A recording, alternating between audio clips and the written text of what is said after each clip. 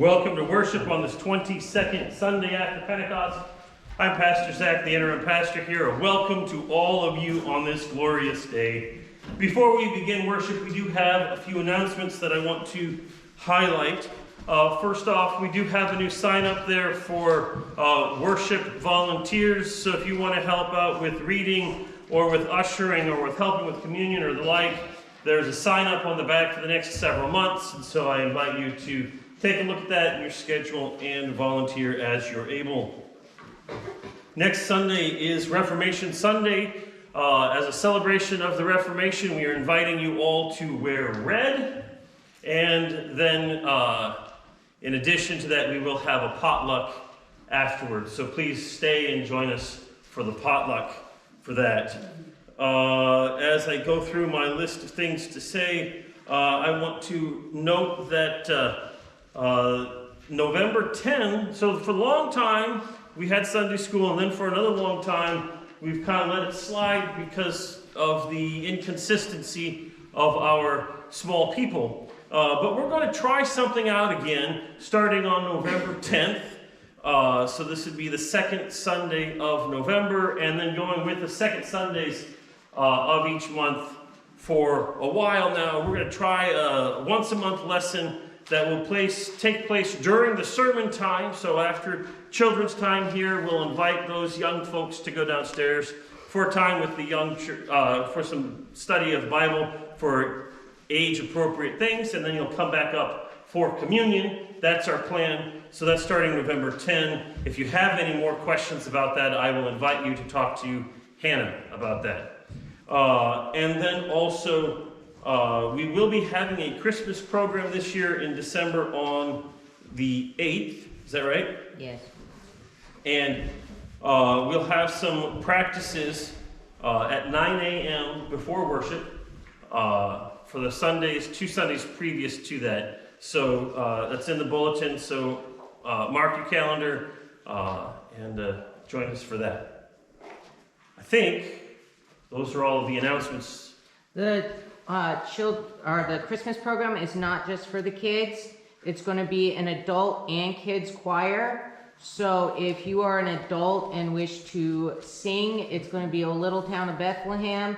And then a new song that the kids are doing at Connections. It's very easy. It's like just keep repeating. So don't be scared of a new song. But please let me or Shalon or someone else know if you would like to participate in the adult portion of the choir. What she said. With that, I invite you to stand as you're able. The Holy Gospel according to Mark. Glory to you, Lord. The followers of Jesus were on the road going up to Jerusalem, and Jesus was walking ahead of them, and they were amazed. And those who followed were afraid. He took the 12 aside again and began to tell them what was to happen to him, saying, "See, we are going up to Jerusalem, and the Son of Man will be handed over to the chief priests and the scribes, and they will condemn him to death. Then they will hand him over to the Gentiles. They will mock him and spit on him and flog him and kill him. And after 3 days, he will rise again." Now James and John, the sons of Zebedee, came forward to Jesus and said to him, "Teacher, we want you to do for us whatever we ask." He said to them, "What is it you want me to do for you?" And they said to him, "Grant us to sit one at your right hand and one at your left in your glory." But Jesus said to them, "You do not know what you are asking. Are you able to drink the cup that I'm drinking, or be baptized with the baptism that I'm being baptized with?" And they replied, "We are able." Then Jesus said to them, "The cup that I drink, you will drink. And with the baptism with which I am baptized, you will be baptized. But to sit at my right hand or at my left is not mine to grant, but it is for those for whom it has been prepared." Now when the 10 heard this, they began to be angry with James and John. So Jesus called them and said to them, "You know that among the Gentiles, those whom they recognize as their rulers lord it over them, and their great ones are tyrants over them. But it is not so among you. But whoever wishes to become great among you must be your servant. And whoever wishes to be first among you must be slave of all. For the Son of Man came not to be served, but to serve, and to give his life a ransom for many." This is the gospel of the Lord. Praise to you, O Christ.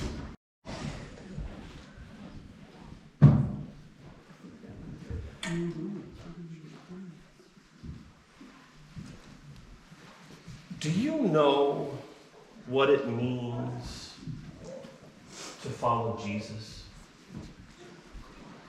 Can you see that path ahead of you? You may have noticed that I read a little bit extra in the gospel reading. If you were following along, you're like, "Where the heck is Pastor?" at the beginning. That's because I wanted to add a couple of extra verses, which was Jesus telling about what's going to happen to him in Jerusalem. And I wanted to say that because this was actually the third time that Jesus has told his disciples this. Right? 3 times in the Gospel of Mark, Jesus tells his disciples that he's going to go to Jerusalem, and in Jerusalem he's going to suffer, and he's going to die, and then he's going to rise again. Now, oftentimes we call these passion predictions. But I think it's a better word than prediction might be a reinterpretation. I think what Jesus is trying to do is reinterpret for his disciples what it means to be the Messiah. What does it mean to be a servant? And how the Messiah is designed to be a servant. And so Jesus is using these tellings of what's going to happen as a way of reframing the narrative for his disciples. Now, one of the ways that Mark, the gospel writer, does to help us see this is it's what's called an inclusio. That's a fancy word. So before we get to all of these stories of Jesus telling about his time in Jerusalem, we have a story of Jesus healing a blind man. He spits in some mud, he puts it on his eye, the guy looks, he's like, "Well, I can sort of see blurry trees." So Jesus tries again, and all of a sudden he can see. Maybe you remember that story. So that happens, and then basically right after that, we get into this section of Mark where Jesus tells about his pending experiences in Jerusalem.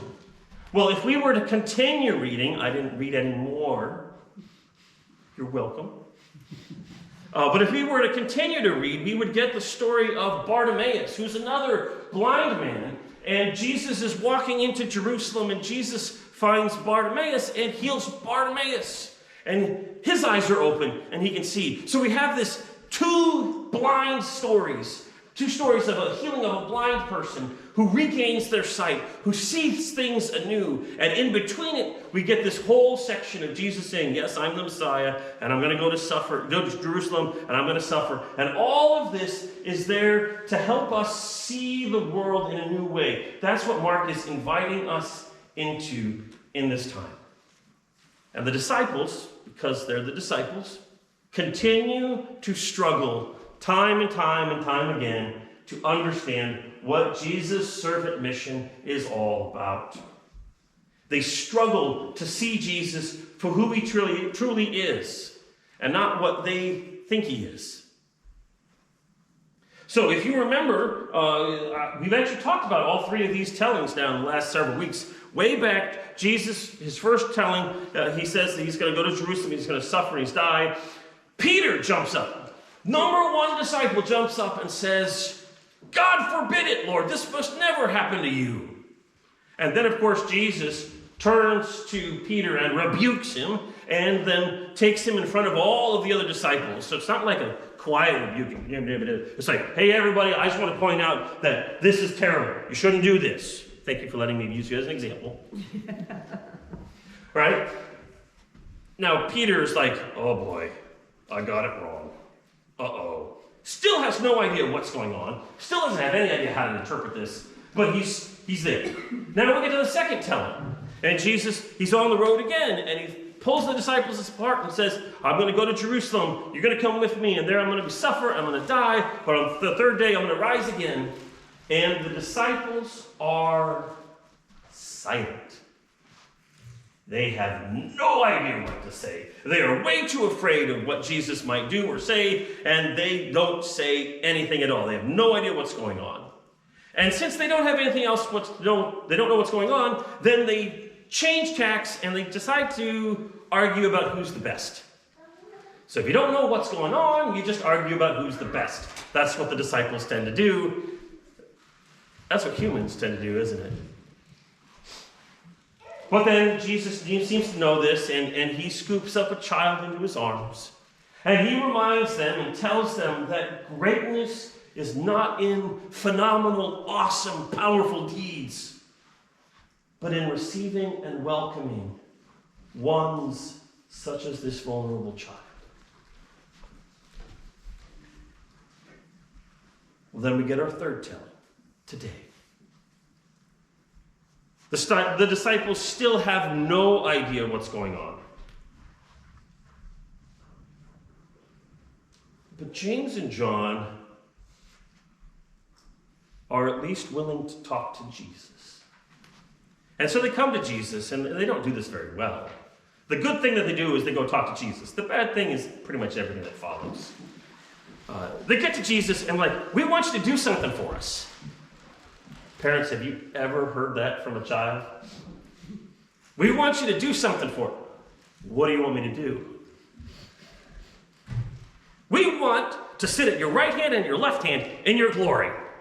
Because we want to be right there with you when you get out there, and then you're powerful and strong and awesome and amazing, and we want to be there, right there with you.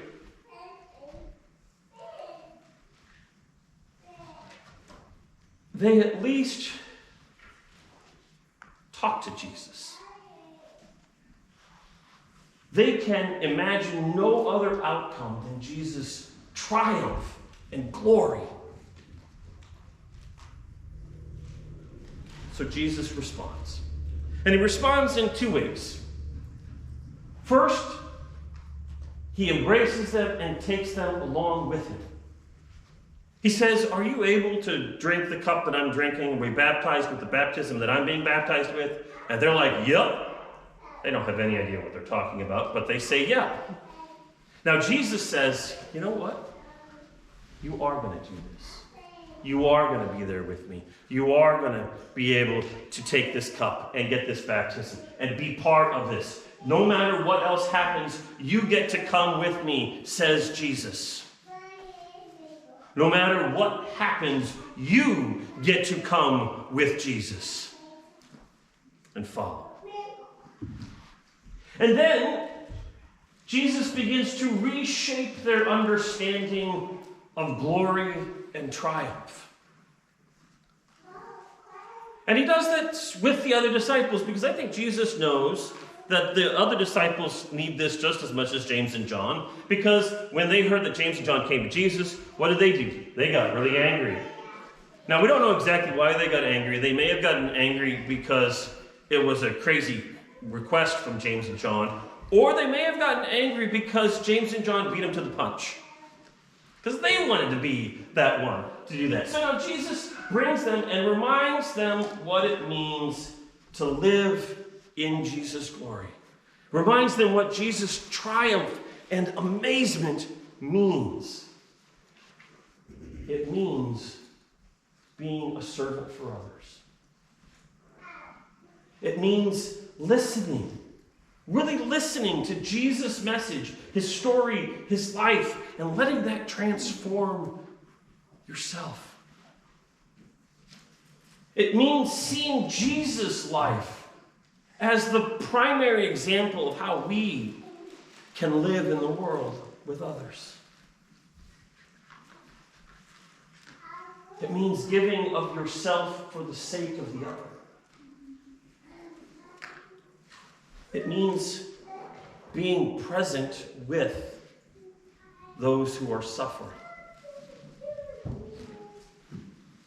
It means fighting for the rights and safety of all people, especially the most vulnerable, the outsiders.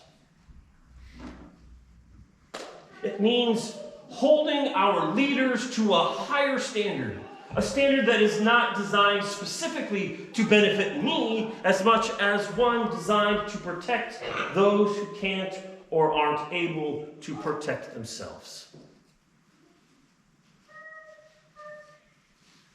People like the poor, the abused, the aliens, the foreigners, the children.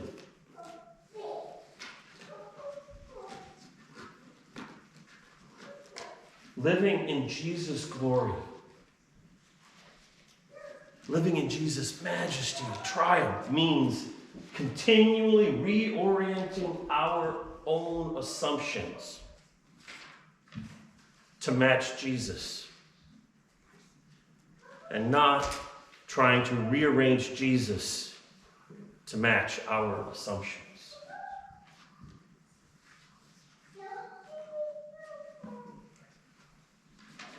Jesus turns the world on its head and tells each of us that the way this world seems to work is not the way God intended. In this world, there is fear that we don't have enough.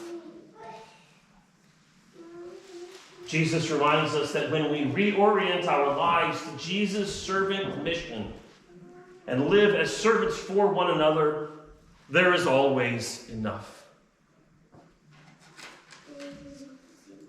We have this innate fear of being wrong or being made a fool of or being made to look dumb. Jesus embraces us, even in our mistakes, allowing us to admit we don't know it all, that we don't have it all together.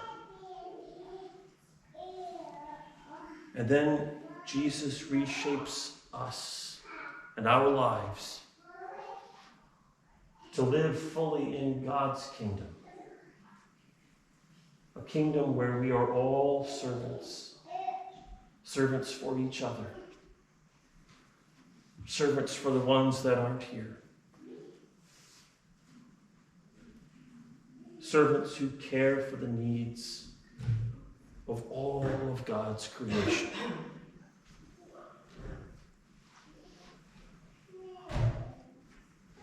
So I ask again, do you know what it means to follow Jesus? Can you see the path? Amen.